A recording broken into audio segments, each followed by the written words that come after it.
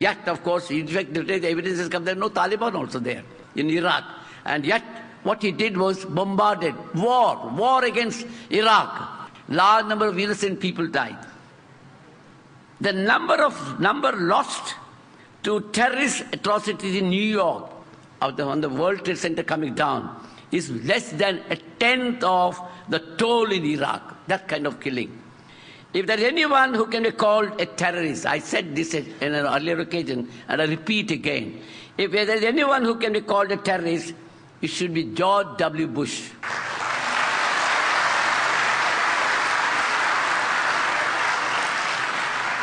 He has declared a war. And it is not a war according to law.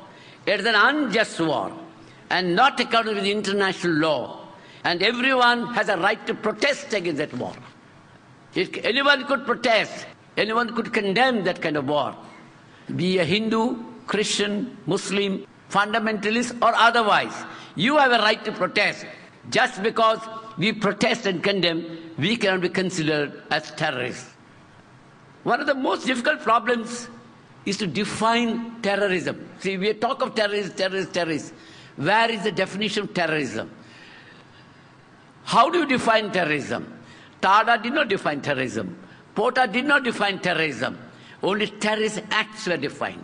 And those acts could be even under the Indian Penal Code. They are not different. Murder, killing, dacoity, using guns, all are under the ordinary law. But you can, at the discretion of the police, they can use it as an act of terrorism under Torah law. If it could be broadly agreed that the deliberate killing of innocent civilians, you find this kind of definition in the dictionary. If it could be agreed that the deliberate killing of innocent civilians is a central element in most definitions of terrorism, then in that event, the worst terrorists of the last century should be the USA for bombings of Hiroshima and Nagasaki,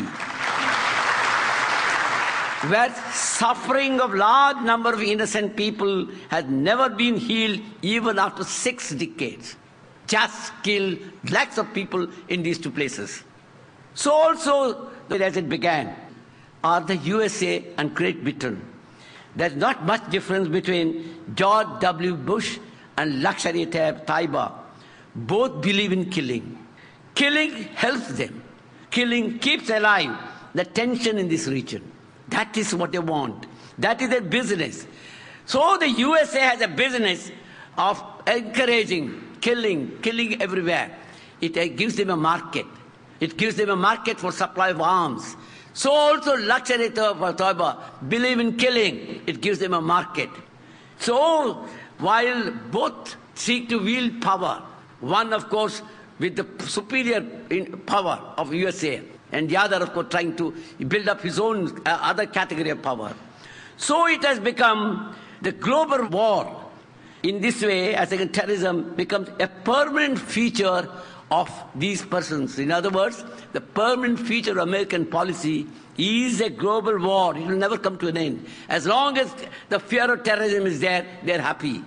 As a result of this, what is happening in the rest of the world is that freedom and liberty gets curtailed.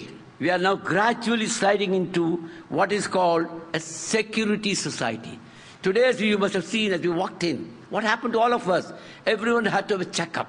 Because security, internal security. So we are going into a security society. Security is more important, not liberty. Your security. And then you must have read in the paper what is called Advanced Passenger Information System. You get into a plane in London. Within 15 minutes, your full history is sent to Bombay or whichever the destination. When you land there, the police are there. Police know your full history. You have gone to Dubai half a dozen times. Okay, that is enough. They could do anything they like. For example, what happened in Amsterdam, you all know.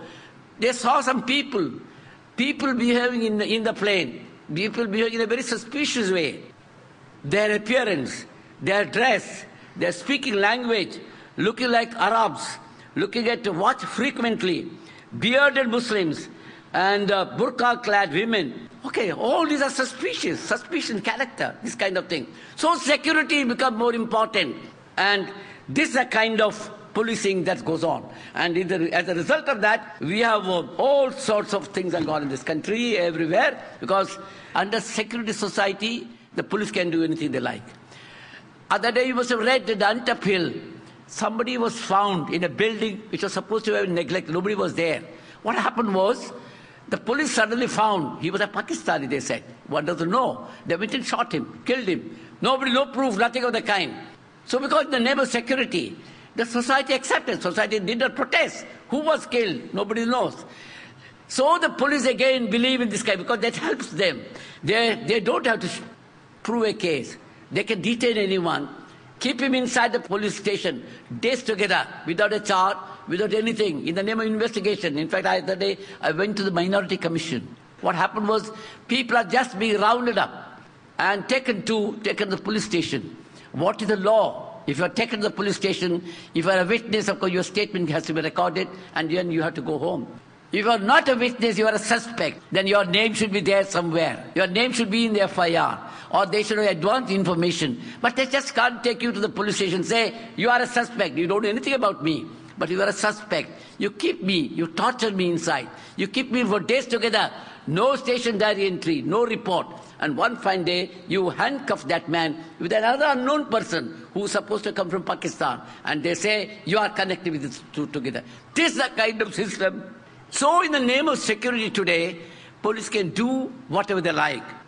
Anyone can be killed in an encounter, deaths, and no investigation. In the name of security, every movement of yours can be tracked. Your bank accounts, for example, your transactions, all come under the check.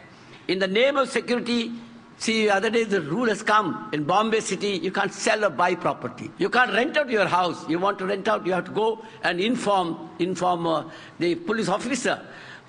So the police have to be informed. So liberty is becoming a casualty. You are literally going to be enslaved. Soon if this kind is encouraged, ultimately, you slowly, your rights are being taken away. Your liberty is being taken away. You are enslaved. This is the kind of thing. And I tell you, this is not something new. When Torah was introduced, also it was introduced for the sake of security. Even the Supreme Court, though it is a draconian law, unjust law, after Maneka Gandhi's case, nobody could have upheld that kind of law. Yet the Supreme Court upheld that law. Again, in the name of internal security. In the name of security, that's the main consideration. They upheld quota law, again in the name of security. They upheld Armed Forces Special Powers Act, which has done havoc in northeastern state, Manipur and so those places. Yet we upheld the law in the name of security. All of principles of the liberal society, justice, social, economic, everything, all those they have forgotten. This is a kind of approach. So therefore it is necessary, we must understand, this violence must come to an end. So what is the solution? Solution is not arms. Solution is not violence.